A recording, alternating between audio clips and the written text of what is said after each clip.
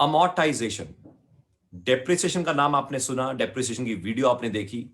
तो कंटिन्यूस जो loss in the value of tangible asset था उसका हमने जिक्र किया, मगर इनटेंजिबल एसेट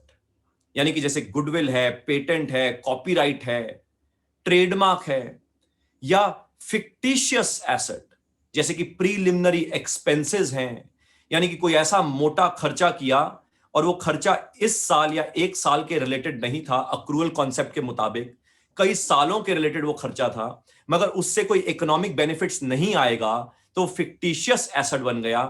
उसकी भी वैल्यू हम धीरे धीरे करके प्रॉफिट एंड लॉस अकाउंट में अमोर्टाइज करते हैं, यानी कि हम उनकी वैल्यू को धीरे धीरे करके कम करते हैं, यानी कि amortisation, continuous fall in the value, continuous loss in the value of intangible asset या फिक्टिशियस एसेट। क्योंकि रीजन ये है कि फिक्टिशियस एसेट को हम बैलेंस शीट में रखते हैं मगर उसकी कोई वैल्यू नहीं है, इकोनॉमिक बेनिफिट्स नहीं आएंगे, तो बट ऑब्वियस है धीरे धीरे करके हमें उनको निल करना है।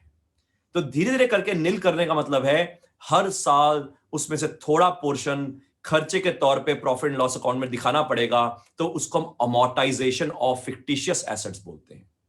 ऐसे ही जो इनटेंजिबल एसेट्स होते हैं, समय के साथ साथ इनटेंजिबल एसेट जो है वो भी, उनकी भी वैल्यू जो है वो कम होती रहती है, तो इसलिए हम उनको भी अमोर्टाइज करते हैं।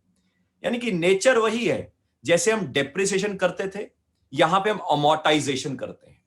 अमोर्टाइजेशन एक तरह से खर्चा है, एक्सपेंस है, यानी कि लॉस इन द वैल्यू है किसकी, दो तरह के एसेट्स की, इनटेंजिबल एसेट्स और दूसरा फिक्टिशियस एसेट्स।